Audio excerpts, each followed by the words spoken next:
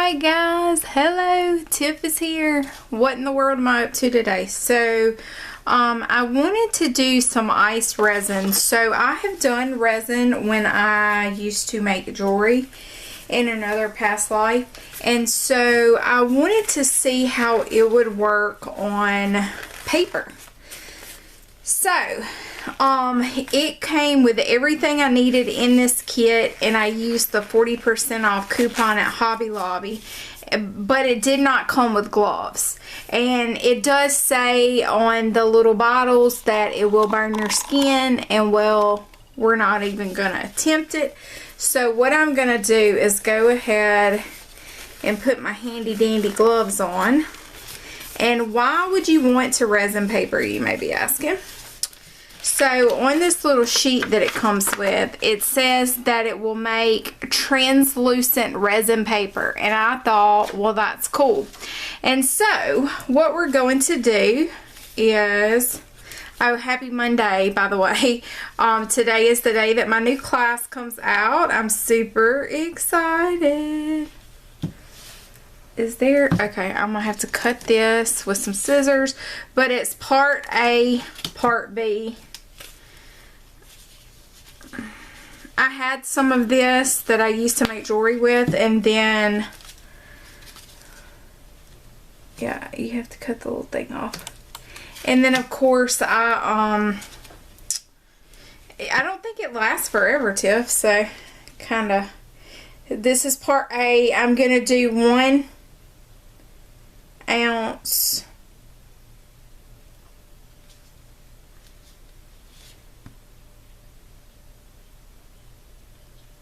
which seems like a lot to do this paper, but it said on the little directions that I read that it's best to do it in 1 ounces because you have to make sure that you get it exactly measured out right.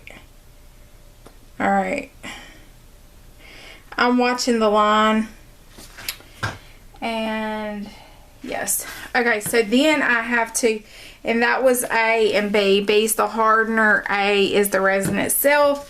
And now I'm going to take this little spatula and I'm going to mix it around for a few minutes. I am doing this later in the day than I normally film my videos.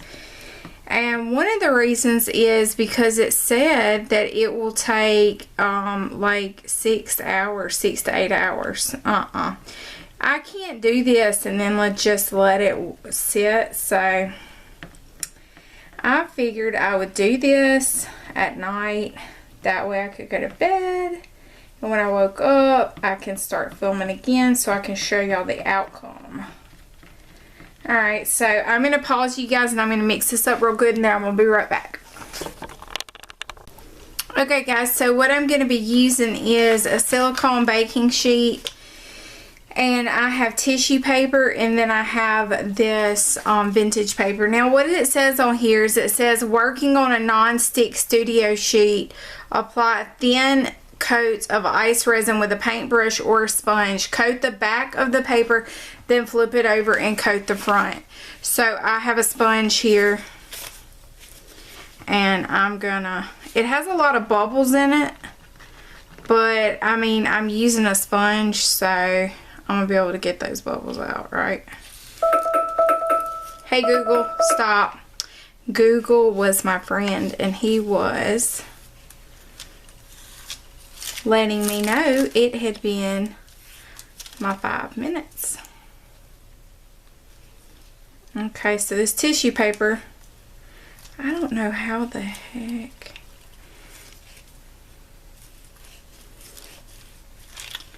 Okay.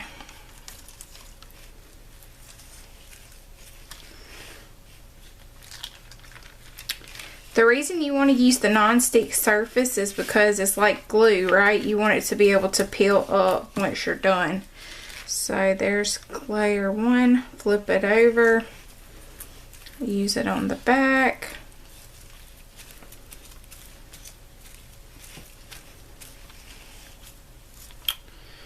I'm going to have to move this around like this to keep y'all in the know.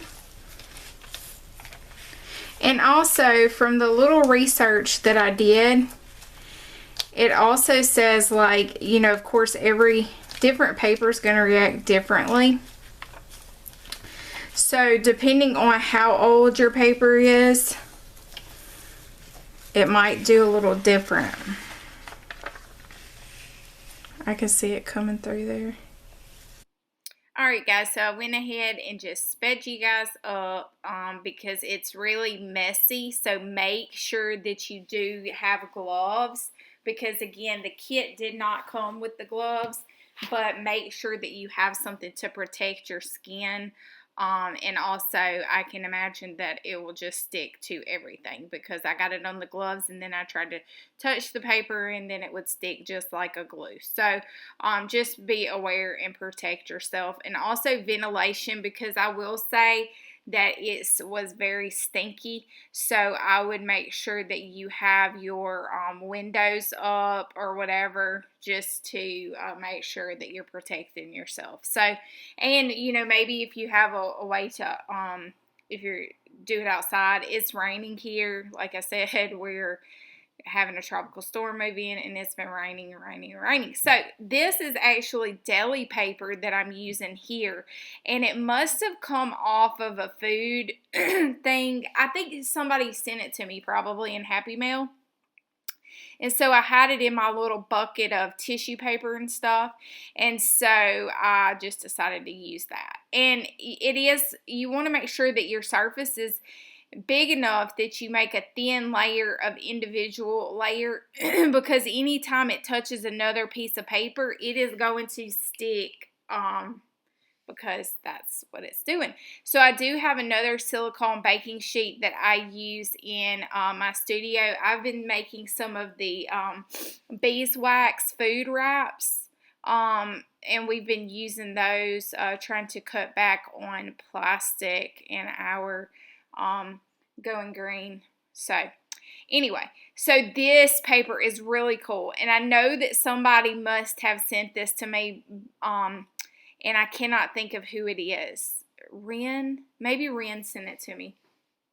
But it's freaking awesome, and I've been hoarding it. You know those special papers you just don't want to use because they're so beautiful? Well, yes, that was one of the pieces of tissue paper I just couldn't bring myself to use. So today I figured is the day to try square and just see what happens. And this is just an experiment to see kind of what each paper does. Now this one that you see is a vintage paper that had rust dye. I rust dyed it last week or so, and so that rust dyed part actually it ends up being really cool. But I think it was kind of a rice paper.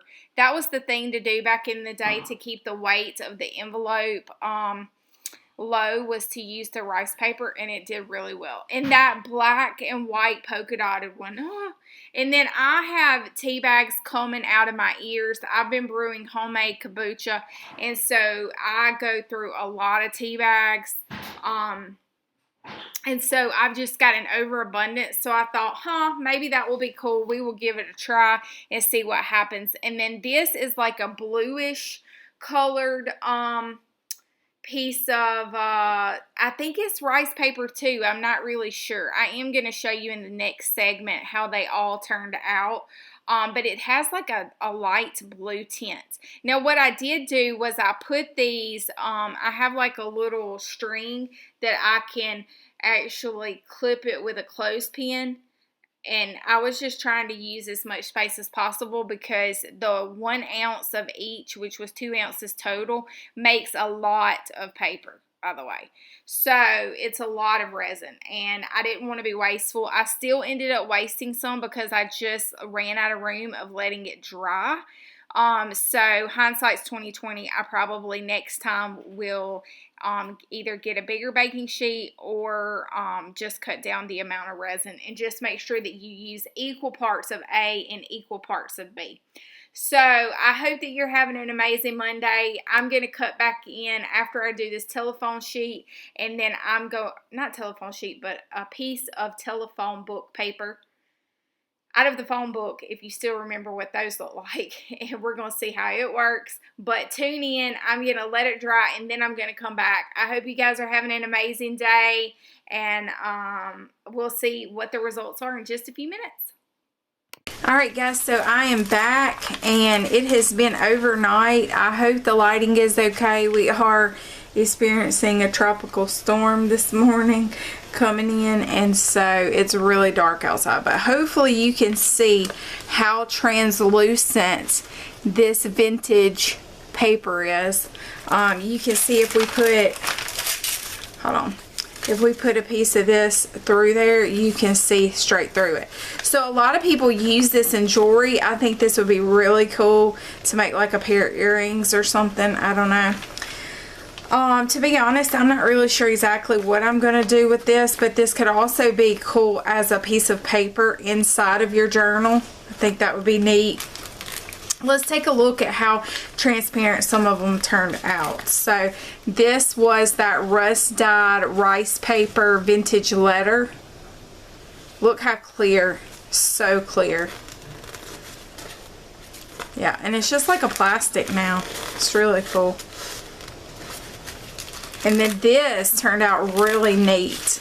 Let's move that to the side.